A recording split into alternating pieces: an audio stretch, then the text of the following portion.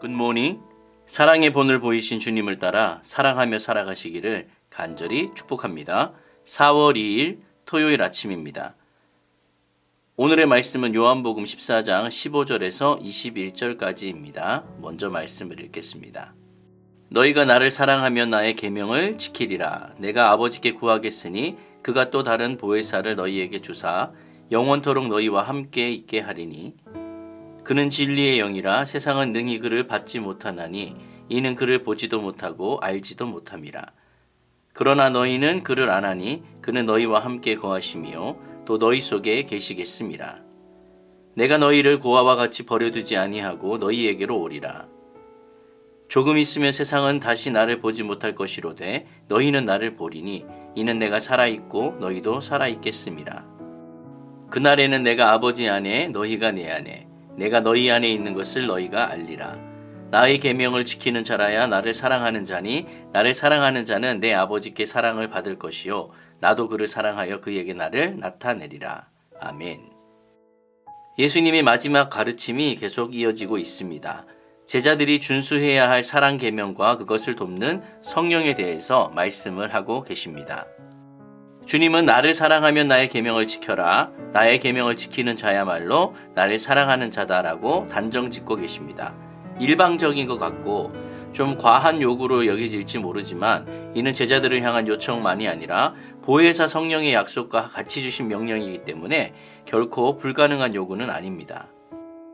보혜사 성령께서 그 사랑의 계명을 지키도록 어떻게 돕는지 오늘 말씀을 함께 살펴보도록 하겠습니다.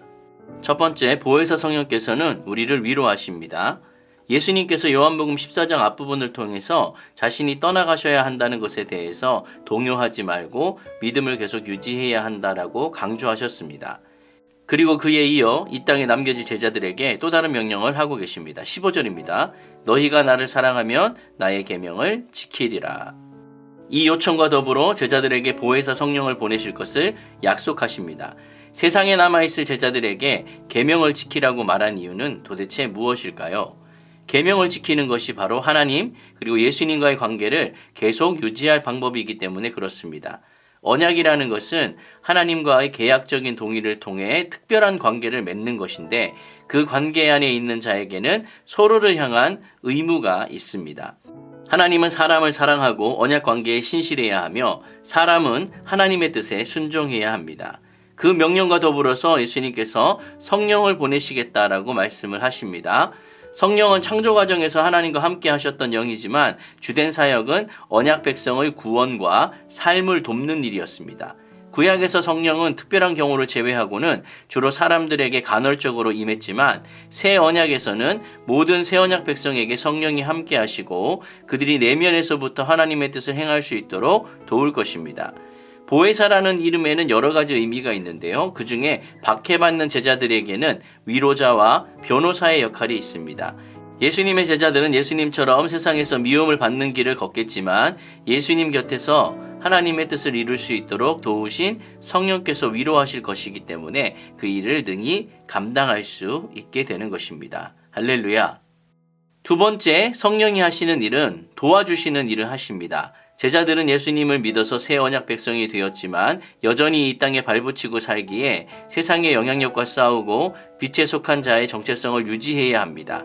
세상을 떠나기 전에 예수님은 보혜사로서 대외적으로는 세상의 죄를 지적하고 또 진리를 드러내고 대내적으로는 제자들을 보호했지만 그가 떠나면 제자들은 이제 혼자 있게 될 것입니다.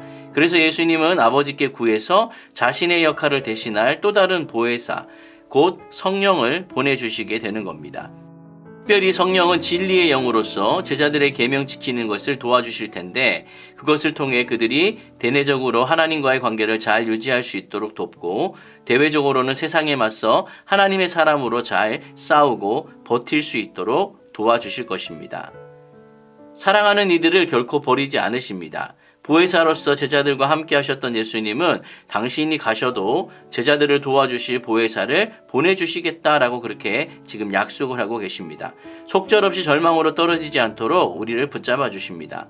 성령께서는 예측할 수 없는 방식으로 우리를 도와주십니다. 그래서 우리는 주님을 더욱더 다이나믹하게 생동감 있게 알아가게 되는 것입니다. 아멘.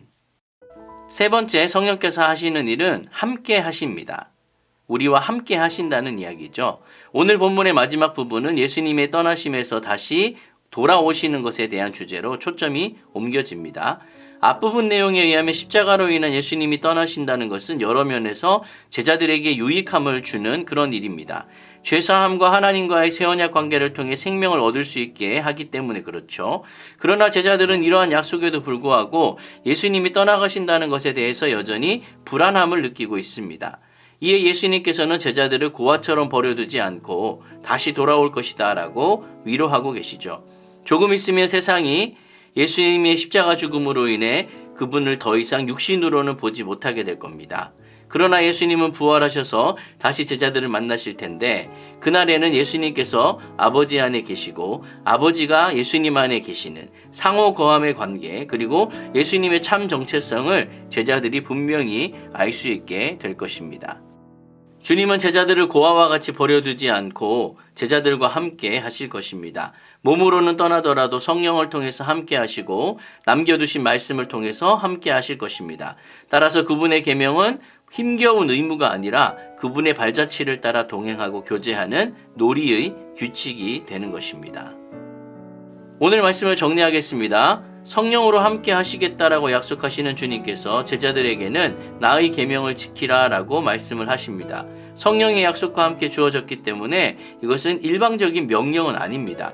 이것은 사랑의 고백이기도 하고 초대이기도 합니다. 특별히 하나님과 또 예수님과의 그 교제의 초대입니다. 지킬 수 없는 과한 요구가 아니라 지킬 수 있도록 도와주시겠다라는 약속입니다. 믿음으로 반응하는 것만이 남아 있습니다. 여러분, 저와 여러분은 이제 믿음으로 예스라고 고백하시는 일만 남은 것입니다. 구약에서는 우리와 함께 하시는 하나님을 발견합니다.